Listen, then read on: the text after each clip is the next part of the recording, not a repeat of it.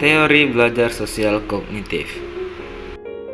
Pertama-tama, kita masuk ke dalam pengertian sosial kognitif. Menurut Dever pada tahun 2004, kognitif adalah istilah umum yang mencakup segala hal dalam proses pembelajaran yang meliputi proses pemahaman, imajinasi, penangkapan makna, penilaian, dan penalaran, serta adaptasi pada anak di dalam lingkungannya. Teori sosial kognitif dikembangkan oleh Albert Bandura, seorang psikolog pendidikan yang berpendapat bahwa tingkah laku manusia bukan semata-mata refleks otomatis terhadap stimulus, melainkan akibat reaksi yang timbul sebagai hasil interaksi lingkungan dengan skema kognitif manusia itu sendiri. Selanjutnya yaitu A. Prinsip-prinsip dasar teori belajar sosial kognitif. Siswa belajar dengan berbagai macam cara dengan mengamati perilaku orang lain. Belajar merupakan proses internal, belajar tidak selalu terlihat jelas, kadang direfleksikan dalam perilaku siswa.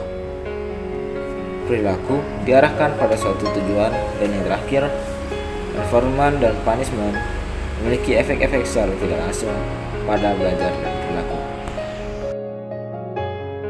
Bandura 1977 menghipotesiskan bahwa baik tingkah laku, lingkungan, dan kejadian-kejadian internal pada pembelajar yang mempengaruhi persepsi dan aksi merupakan hubungan yang saling berpengaruh atau interlocking. Tingkah laku sering dievaluasi sehingga mengubah kesan-kesan personal dan mengaktifkan kontingensi lingkungan. Harapan dan nilai mempengaruhi tingkah laku. Karakter fisik seperti ukuran, jenis kelamin, dan atribut sosial menimbulkan reaksi lingkungan yang berbeda. Pengakuan sosial yang berbeda mempengaruhi konsep diri terhadap seseorang. Kontingensi yang aktif dapat mengubah intensitas atau arah aktivitas. Selanjutnya ada determinisme resiptokal. Yang pertama, kognisi mempengaruhi perilaku. Seorang siswa menyusun strategi kognitif untuk berpikir secara mendalam agar dapat menyelesaikan suatu permasalahan. Yang kedua, perilaku mempengaruhi kognisi. Proses belajar siswa membuatnya mendapatkan nilai yang baik sehingga menghasilkan ekspektasi positif dan membuat ia lebih percaya diri dengan kemampuannya. Yang ketiga, lingkungan mempengaruhi perilaku. Sekolah tempat siswa belajar mengembangkan program keterampilan belajar untuk membantu siswa dalam pengelolaan waktu dan efektivitas pembelajaran. Yang keempat, perilaku mempengaruhi lingkungan. Meningkatkan perilaku akademik siswa-siswa di kelas memicu perkembangan program di sekolah sehingga murid dapat turut ikut serta. Yang kelima, kognisi mempengaruhi lingkungan. Ekspektasi serta perencanaan dari kepala sekolah, para guru dapat memungkinkan suatu program keterampilan dapat terwujud. Lingkungan mempengaruhi kognisi. Sekolah menyediakan layanan bagi siswa ataupun orang tua sebagai pusat sumber daya pengetahuan mengenai peningkatan keterampilan belajar. B. Model pembelajaran observasional. Yang pertama, tahap atensional. Perhatian sangat penting bagi siswa terutama dalam proses setting observational social learning. Yang kedua, tahap retensi. Observational learning yang terjadi karena contiguity. Yang ketiga, tahap reproduksi. Memperhatikan model, mengingatnya, kemudian mereproduksi perilaku model. Yang terakhir yaitu tahap motivasional.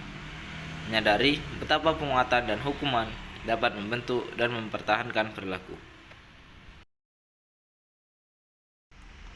Selanjutnya, menurut Bandura 1982, penguasaan keterampilan dan pengetahuan yang kompleks tidak hanya bergantung pada proses perhatian, retensi, motor, reproduksi, dan motivasi, tetapi juga sangat dipengaruhi oleh unsur-unsur yang berasal dari diri sendiri, yakni sense of self-efficacy dan self-regulatory system.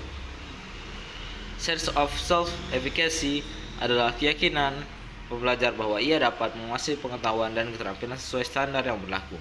Sedangkan self-regulatory menunjuk kepada yang pertama yaitu struktur kognitif yang memberi referensi tingkah laku dan hasil belajar. Yang kedua, subproses kognitif yang merasakan, mengevaluasi, dan mengatur tingkah laku individu. Nah, berikut ini usulan Bandura untuk mengembangkan strategi proses pembelajaran. Yang pertama, analisis tingkah laku yang akan dijadikan model. Yang kedua, Tetapkan fungsi nilai pada tingkah laku dan tingkah laku tersebut sebagai model. Yang ketiga, pengembangan sekuen instruksional. Dan yang terakhir, implementasi pengajaran menurut proses kognitif dan motor reproduksi. Kesimpulan teori belajar sosial. 1. Belajar merupakan interaksi segitiga yang saling berpengaruh dan mengikat antara lingkungan, faktor-faktor personal, dan tingkah laku yang meliputi proses-proses kognitif belajar. 2. Komponen-komponen belajar terdiri dari tingkah laku, konsekuensi terhadap model, dan proses-proses kognitif pembelajar. Yang ketiga, hasil belajar berupa kode-kode visual dan verbal yang mungkin dapat dimunculkan kembali atau tidak, atau retrieval. Yang keempat, dalam perencanaan pembelajaran skill yang kompleks, di samping pembelajar komponen skill itu sendiri, perlu ditumbuhkan self-efficacy dan self-regulatory pembelajar. Yang kelima, dalam proses pembelajaran, pembelajar sebaiknya diberi kesempatan yang cukup untuk latihan secara mental sebelum latihan fisik, dan reinforcement, serta hindari punishment yang tidak perlu.